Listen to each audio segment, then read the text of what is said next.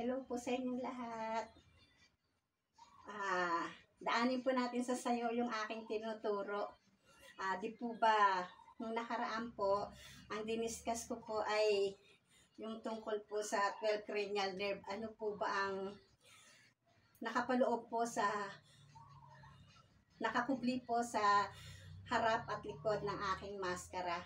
Sa likod po, yan po ay 12 cranial nerves. Ang nasapol po sa likod ay yung cranial nerve 7, 8, 9, 10, 11 at 12. At sa harap naman po ay ang cranial nerve 1 to 7.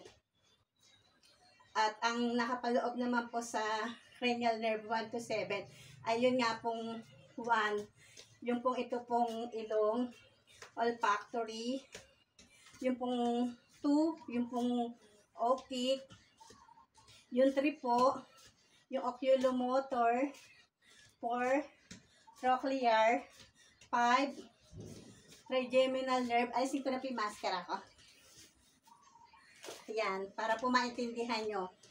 Nasa 1 nga po, yung olfactory, yung 2, yung optic, yung 3 po, ito pong sa ibabaw ng kilay, yung oculomotor po yan. 4, ito pong trochlear, lacrimal, yung daanan po ng luha. 5, ito pong noon natin.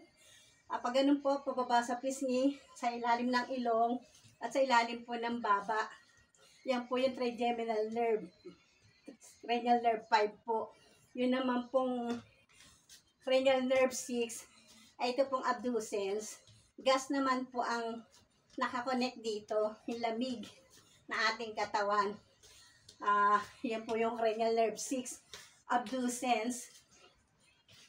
At yun naman pong 7, ito nga pong facial nerve. Yan po yung ating pong facial reaction. Pag ano naman po yun, no? Magmula po sa ibabaw ng noo, pababa po dito sa ating pisngi, hanggang ibaba po ng baba. Yun po yung cranial nerve 7.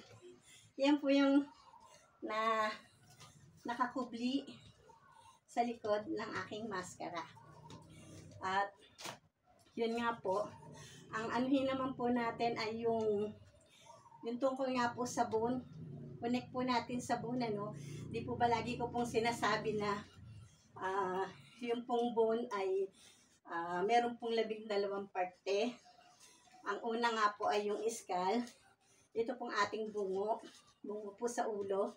Yan. Yan po yung ating skull.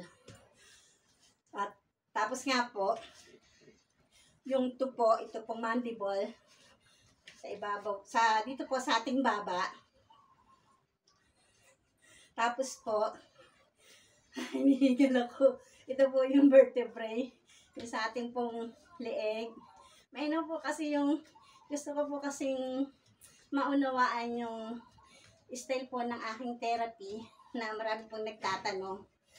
Paano daw po yung aking ginagawa. Kaya yan nga po, tuturo ko po sa inyo. Yan na nga po yung ang 12 parts po ng ating buto. Nag-umpisa nga po sa skull, mandible, vertebrae, scapula. Ito pong ating collarbone. Ito pong first rib po natin. Tapos po, yung pong scapula, yung pong sa likod, shoulder blade naman po yun. Yung pagano po yung korte. Tapos po, ito pong manubrium. Dito po yung pinagkakapitan po na ating clavicle saka sternocleidomastoid. At ito pong body of sternum. Ito po yan, yung pong nakabuto po sa harapan natin yan. Tapos dito naman po sa ilalim, pinakadulo po ng buto, ay xiphoid process.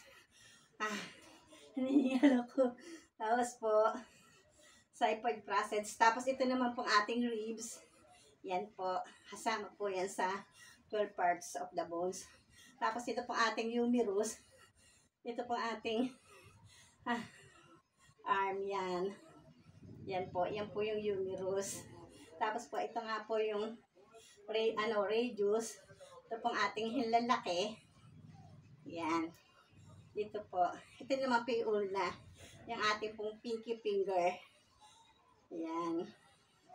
Yan po yung nakapaloob po sa ating 12 parts of the bones. Ayan. Gusto ko pong ituro sa inyo ng una-una kung ano po ba ang meron sa ating skull. Napakadami po. Meron dyan po yung ating mga lobe. Yun po, meron po tayo dyan frontal lobe, parietal lobe. Marami pa po. Yun nga po, sabi ko nga po sa inyo, ituturo ko po sa inyo ng una-una. Para po, lubos po nating maunawaan. Di po ba? Mahirap pala po ang nagbablog.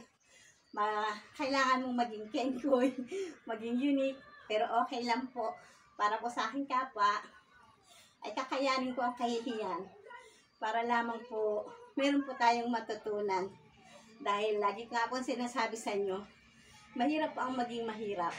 Kaya, pinipilit ko po kayong ma-share sa aking mga pinag-aaralan dahil iba po ang may alam.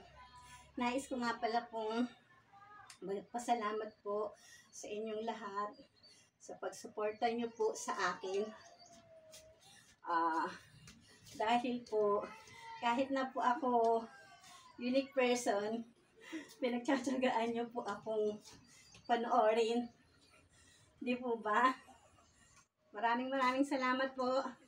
Muli po, sa pamamagitan po ng pagpapakapagod, ay naisalarawan at naisabuhay ko po ang buto ng ating buhay at ang laman po ng ating skull. Di po ba may na-share po akong muli sa inyo?